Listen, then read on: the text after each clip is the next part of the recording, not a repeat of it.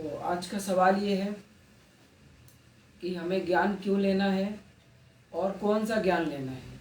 सबसे बड़ी बात तो ये है, क्योंकि हम कुछ भी ज्ञान लेने लग जाते हैं जो हमको लगता है ज़रूरी है, बट सही में वो ज़रूरी होता है कि नहीं होता है, और ज्ञान क्या है असली मायने में। सबसे पहले तो मैं आपसे ही शुरुआत करूंगी कि आप कौन सा ज्ञान ले रहे हो। मैं जो भी मेरे को रुकावटें आती है ज़िंदगी में, जिससे मेरे को बंधन महसूस होता है, मैं उस चीज़ से मुक्त होने के लिए, फ्री होने के लिए मैं ज्ञान लेता हूँ। जैसे मुझे अगर पैसों का बंधन लगा तो मैं पैसों से मुक्त होने के लिए ज्ञान लेता हूँ, या मुझे ऐसा लगा कि मेरी फ्रीडम छीन रही है विचारों का, तो मैं उससे मुक्त होने के लिए ज्ञान लेने लग जाता हूँ, या मुझे कुछ चीज़ समझ में नहीं आती तब मैं ज्ञान लेता हूँ। फिर क्या करते ज्ञान लेने के बाद? ज्ञान लेने के बाद फिर उसको अगर जो लग रहा है कि मेरी स्थिति के अनुसार जो ज्ञान है उसको अप्लाई करता हूँ अपने ऊपर। जिस चीज़ से बंधन है उससे मुक्त होने के लिए जो बताया जा रहा है कि ये करो तो इससे मुक्त हो जाओगे, फिर उसको अप्लाई करता हूँ। तो क्या पैसों से मुक्त हो गए? ज्ञान मिला, समझ में आ गया कि पैसों से मुक्त कैसे हुआ जा सकता है, विचारों से मुक्त कैसे हुआ जा सकता है। मतलब ये है कि अचानक से तो नहीं मुक्त हो सकते हैं, धीरे धीरे जैसे ज्ञान हो रहा है, अप्लाई करते जा रहे हैं, वैसे वैसे धीरे धीरे करके जो उसमें बताया जा रहा है वो स्टेप उठाते जा रहे हैं, और उससे धीरे धीरे जो है पैसा कुछ कुछ आ रहा है।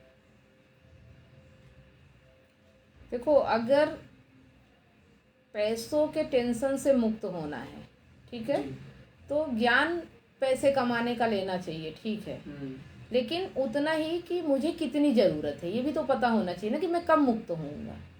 तो ये ज्ञान भी तो होना चाहिए ना कि मुझे कितना पैसा चाहिए और मैं कौन हूँ।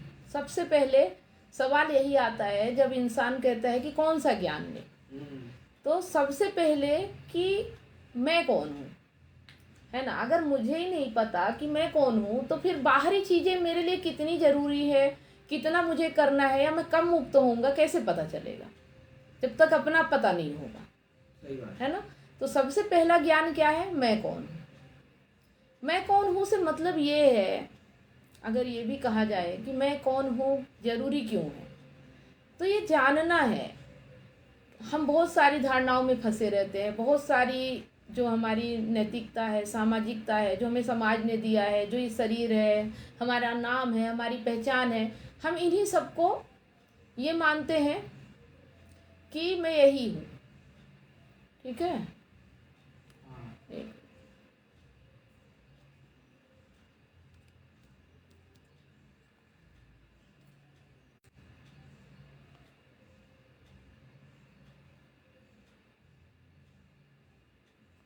कनेक्शन स्लो बताता है इसमें, है ना, फेसबुक था ना। ठीक है, देखते हैं फिर। तो बात समझ में आ गई? बीच में ये हो गया तो मैं ध्यान से उतर गया, क्या बात कर रही थी। यही कि जो हमें बाहर से मिला होता है हम उसे ही अपना मानने लग जाते हैं। तो उसे हम अपना मानने लगते हैं कि हम यही हैं। तो अगर हम अपने आप को शरीर मानेंगे तो फिर हम शरीर के हिसाब से काम करेंगे, है ना। शरीर को अच्छा रखेंगे, अपनी सुंदरता के लिए काम करेंगे, अच्छे कपड़े पहनेंगे, इसके लिए फिर धन चाहिए हमें, है ना। धन तो ज़रूरत है, क्योंकि आज के समय में ऐसा है कि बिना धन के तो कुछ होता ही नहीं है, ठीक है। तो एक तरह से ये है कि अगर मैं हूँ तो व्यवस्था के लिए मुझे धन भी चाहिए, ठीक है, व्यवस्था चलती रहे जीवन की। तो अब यहाँ पे ये है कि अगर मैं अपने आप को शरीर मानता हूँ तो फिर शरीर के लिए धन चाहिए, है ना। अगर मैं अपने आप का अगर नाम जो हमें मिला है, अगर हम ये मानते हैं कि इस नाम को बढ़ाना है, तो फिर हमें इतना धन चाहिए कि हमारा नाम हो जाए, है ना। या फिर हम अपने आप को अमीर मानते हैं, गरीब मानते हैं, हम क्या मानते हैं, हम अपने आप को क्या समझते हैं, तो फिर हमें उससे मुक्त होने के लिए पैसे चाहिए। लेकिन सवाल ये आता है कि अगर हम यही हैं, है ना, जो हम मान रहे हैं, और अगर हमें पैसे मिल भी जाते हैं, हम मुक्त भी हो जाते हैं, तो क्या वाकई में हमें मुक्ति का अनुभव होता है? क्या हम मुक्त हो जाते हैं? ठीक है। तो फिर जब हमें मुक्ति नहीं मिलती, जब हमें शांति नहीं मिलती, कितना भी कर लो हमें बेचैनी रहती है और पाने की इच्छा रहती है, कभी उससे मुक्त नहीं हुआ जा सकता। तो इस चीज़ पे हमें ये समझना होगा कि अगर ये सब ऐसे नहीं है, तो फिर हम कौन हैं, है ना। अगर हम सब कुछ कर लें और इसके बाद भी हमें कुछ सांत्वना नहीं मिल रहा, कुछ भी अच्छा नहीं लग रहा है, तो फिर मैं कौन हूँ। क्योंकि अगर मैं ये सब होता तो शांति मिल गई होती, है ना। हम जो हैं, और अगर हम वैसा ही काम करेंगे तो हमें शांति निश्चित रूप से मिलेगी। तो फिर ये समझना पड़ता है कि जो ये सब नाम है, रूप है, शरीर है, गरीब है, अमीर है, ये सब है, ये तो मैं नहीं हूँ। अगर मैं होता तो मुझे फिर भटकना नहीं पड़ता। अगर सब कुछ मिलने के बाद भी भटक रहा हूँ तो मैं ये नहीं हो सकता, ठीक है जी। तो फिर मैं कौन हूँ। तो अध्यात्म में कहा जाता है कि जो अस्थाई है, जो क्षणिक होता है, जो बनता मिटता रहता है, जो आता जाता रहता है, जो नष्ट होता रहता है, वो हम नहीं हैं। क्यों? क्योंकि हमारे साथ तो ऐसी बहुत सी घटनाएं होती है जन्म से लेके, कि हमारा पहले बचपन में हमारा शरीर कुछ और होता है, फिर शरीर कुछ और हो जाता है। कभी हम गरीब होते तो अमीर हो जाते, कभी अमीर होते तो गरीब हो जाते, कभी हमें दोस्त मिलते हैं तो हमें बहुत अच्छा लगता है, कभी बिछड़ जाते हैं। तो ये सब हमारे साथ बदलता रहता है। लेकिन जो मैं हूँ, जिसे मैं कहता हूँ कि मैं हूँ, वो तो वैसा ही रहता है, वो नहीं बदलता। मतलब मेरा शरीर बदलता है, लेकिन जो ये मैं है, जो ये चेतना है, वो तो वैसा ही रहता है, वो बिल्कुल वैसी ही रहती है, शाश्वत। तो इसका मतलब फिर मैं चेतना हूँ। अगर दो रूप होते हैं, एक तो चेतना है और दूसरा कि उस पर अगर बाहरी आवरण आ गया तो ढक जाती है और आप बाहर ही रह जाते हो, बाहर चीज़ों के पीछे भागते हो, भटकते हो, पूरी ज़िंदगी निकल जाती है, एक दिन आप चले जाते हो, लेकिन आपके मन में शांति नहीं आती है ना। ऐसा लगता है कि मैंने कुछ भी हासिल नहीं किया। जब ज़िंदगी लास्ट स्टेज में पहुंचती है तो पछतावा होता है कि इतनी बड़ी ज़िंदगी मैंने ऐसे ही गंवा दी। सब कुछ मिलने के बाद भी हम अधूरे ही रह जाते हैं, पूर्ण ही रह जाते हैं। तो एक तरह से ये समझना है कि जो ये बाहरी है, जो बाहर की ओर भाग रहा है, ये हमेशा अधूरा रहेगा, अपूर्ण रहेगा, ये कभी पूरा नहीं हो सकता। जिस तरह से कुएं में बाल्टी डालो तो अगर उसमें पेंदी है तो पानी ऊपर आएगा, वो भरेगा। लेकिन जब उसमें पेंदी नहीं है, आप बार बार डालो, बार बार निकालो, भरने का अनुभव तो होगा कि भर रहा है, लेकिन जैसे ही ऊपर करोगे खाली हो जाता है। तो वैसे ही हमारा ये मन होता है। इसको कितना भी दे दो, कितना भी कह दो कि मैं पैसों से मुक्त हो जाऊंगा, मैं विचारों से मुक्त हो जाऊंगा, मैं इस चीज़ से मुक्त हो जाऊंगा, मैं उस चीज़ से मुक्त हो जाऊंगा, तब मैं समझूंगा कि मुझे ज्ञान मिल गया, मुझे समझ आ गया। लेकिन ये मन ऐसा है कि ये भरता ही नहीं है। और जब हमें ये पता चल जाता है कि मैं वो मन हूँ जो अतृप्त है, अधूरा है, अपूर्ण है, तो फिर हम इसे भरने का प्रयास बंद कर देते हैं। जो चीज़ कभी भरी ही नहीं जा सकती, उसे भरने से क्या मतलब, समय बर्बाद करने से, है ना। जैसे कि बार बार आप बाल्टी कुएं में डाल रहे हो और बार बार बाल्टी खाली आ रही है, पूरा दिन लगा दो, पूरा जीवन लगा दो, बाल्टी नहीं भरेगी अगर उसमें पेंदी नहीं है तो वैसे ही जो हमारा मन है, इसके लिए आप पूरा जीवन लगा दो, फिर भी ये भरने वाला नहीं है। तो एक तो हमें ये समझ में आता है कि हम अधूरे हैं, अपूर्ण है, इसलिए हम बाहर की ओर भागते हैं, ठीक है। तो बाहर कितना भी हम भाग लें, लेकिन अधूरापन मिटने वाला नहीं है। जब हम ये जान जाते हैं कि मिटने वाला नहीं है, तो हम उसकी परवाह करना छोड़ देते हैं, हम उसके लिए भागना छोड़ देते हैं। फिर शरीर है, मन है, बुद्धि है, विचार है, ये अभी तक भगा रहे थे हमें। अब जब हम समझने लगे हैं, बोध होने लगा है कि ये तो कभी भरता ही नहीं है, जब हम कर कर के थक जाते हैं तो अपने आप हमारा बोध जागृत होने लगता है। या तो हमें कहीं से पढ़ने को मिल जाता है, या जिन्होंने ये समझा है, ऐसे दार्शनिक लोगों को आप पढ़ो तो उनसे भी समझ में आता है, जिन्होंने अपनी पूरी ज़िंदगी लगा दी इसे समझने में, ठीक है। तो हमें समझ में आता है कि इस मन के गुलामी अगर हम करेंगे, ये हमें भगाएगा तो हमारा पूरा जीवन चला जाएगा, लेकिन हम इस धरती पे आके भी जीवन का आनंद नहीं ले पाएंगे, हम इसी के पीछे भागते रहेंगे। तो ये जब हमें समझ में आ जाता है, तो जो हम कहते हैं ना कि हम अभी पैसे का ज्ञान ले रहे थे, अभी हम विचार ना आए उसका ज्ञान ले रहे थे, फिर हम ये बाहरी चीज़ों का ज्ञान लेना बंद कर देते हैं। क्योंकि देखो, ज्ञान उतना ही लेना जितने से हमारी ज़िंदगी चल जाए, क्योंकि पूर्ति तो होने वाली नहीं है, कितना भी आ जाए कमी हमेशा ही रहने वाली है। तो फिर कैसे जीते हैं हम? ज़रूरत में जीने लगते हैं। और अपने आप को हम क्या मानते हैं? चेतना। जहाँ पे ये सब घटित हो रहा है, बचपन से लेके बुढ़ापे तक जो भी घटित होता है, हमारी चेतना उसे देखती रहती है, वो नहीं बदलती।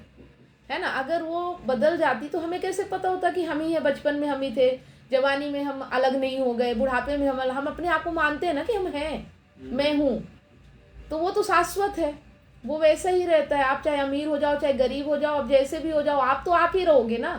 आप इस घर में हो, आप ट्रेन में हो, आप पहाड़ों में चले जाओ, आप तो रहोगे ना। जगह बदल जाएगी, बाहरी परिस्थितियां बदल जाएगी, लेकिन आप तो हो, ये तो सत्य है ना। तो फिर हम इस तरह से जीवन जीते हैं कि मनुष्य का अगर स्वभाव कहा जाए कि फिर हम अपने स्वभाव में जीते हैं, तो मनुष्य को शांति, आनंद, तृप्ति कब मिलती है? जब वो ये सब जानता है।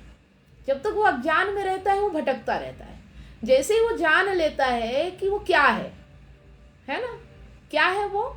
एक ऐसा मन जो कभी भरता नहीं, है ना, अधूरापन, अपूर्णता, जो ये जानने से पूर्णता मिलती है कि ये कभी भरेगा नहीं, ये शरीर है जो एक दिन ढल जाएगा, चला जाएगा, इसका क्या मोह करना, धन है यहीं रह जाएगा।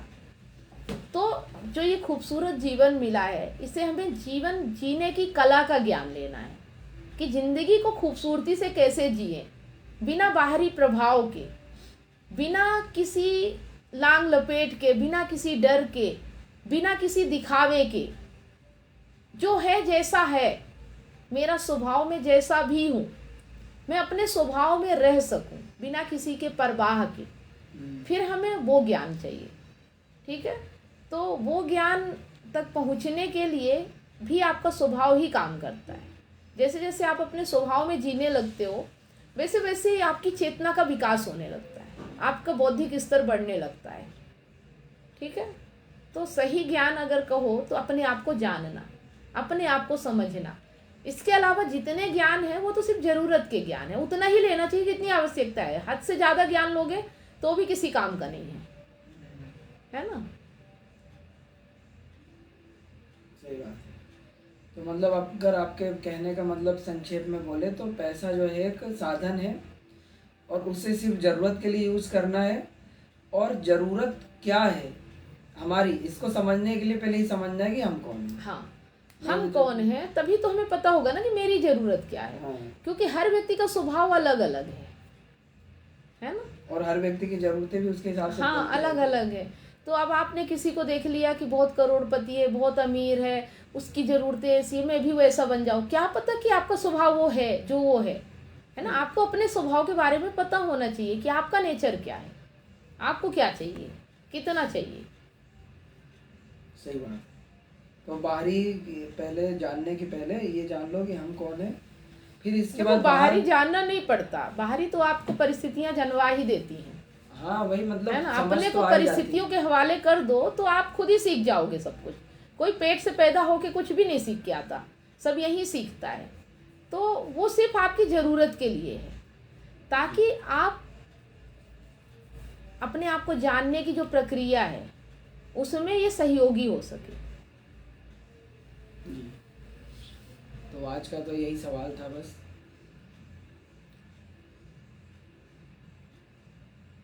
जैसे आपको लगता है कि मैं ऐसे ही कोई काम करता हूँ, मुझे मेरे से रिलेटेड तो कुछ है नहीं, मेरी ज़िंदगी तो बहुत आसान हो चुकी है, बहुत सरल हो चुकी है, और मुझे तो कुछ लगता ही नहीं कि कुछ समझने की ज़रूरत है, कुछ जानने की ज़रूरत है। नहीं, ऐसी बात नहीं है कि मुझे लगता नहीं कि समझने की ज़रूरत है। समझने और जानने की ज़रूरत तो हमेशा रहती है, क्योंकि हम हर वक्त प्रकृति में जो है बदलाव होते रहते हैं। हम भी बदल रहे हैं ना, पहले बचपन में कुछ और थे, बड़े जवानी में कुछ और, है ना। तो हमेशा हम भी बदलते रहते हैं, ज्ञान भी बदलता रहता है। ज्ञान भी अगर नहीं बदले तो वो एक पानी की तरह सड़ जाता है, रुका हुआ पानी की तरह। तो जैसे जैसे समय के साथ चीज़ें समझ में आती जाती, वैसे वैसे ज्ञान भी अपने स्थिति परिस्थिति के अनुसार लेते रहते हैं। ठीक है, देखो अपने आप से ईमानदार रहो, अपने आप से बेईमानी मत करो जी, है ना। दुनिया में ईमानदार रहो कि ना रहो वो बाद की बात है, अपने आप से ईमानदार रहो, अपने आप से सच बोलो। जी, ठीक है जी, बिल्कुल। तो ठीक है, आज की चर्चा इसी के साथ समाप्त करते हैं। एक सवाल है यहाँ पे जी कि मैडम जी एक बात बताइए, धोखा मिलने के बाद किसकी ज़िंदगी ज़्यादा बर्बाद होती है, लड़के की या लड़की की? देखिए, इसमें सिर्फ एक ही शब्द में जवाब दूंगी कि धोखा मिलने के बाद उसकी ज़िंदगी बर्बाद होती है, चाहे वो लड़का हो या लड़की हो, जो दूसरे के ऊपर डिपेंड रहता है।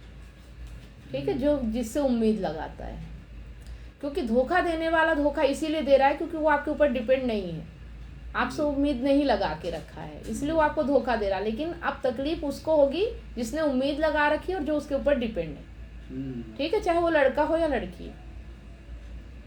बात समझ में आ गई? वही जिसके अंदर इच्छा अपेक्षा का भाव रहेगा, मेरा कर्ता का भाव, वही दुखी होगा। तो आज के लिए इतना ही, फिर मिलते हैं नेक्स्ट लाइव सेशन में। Good night. ओके।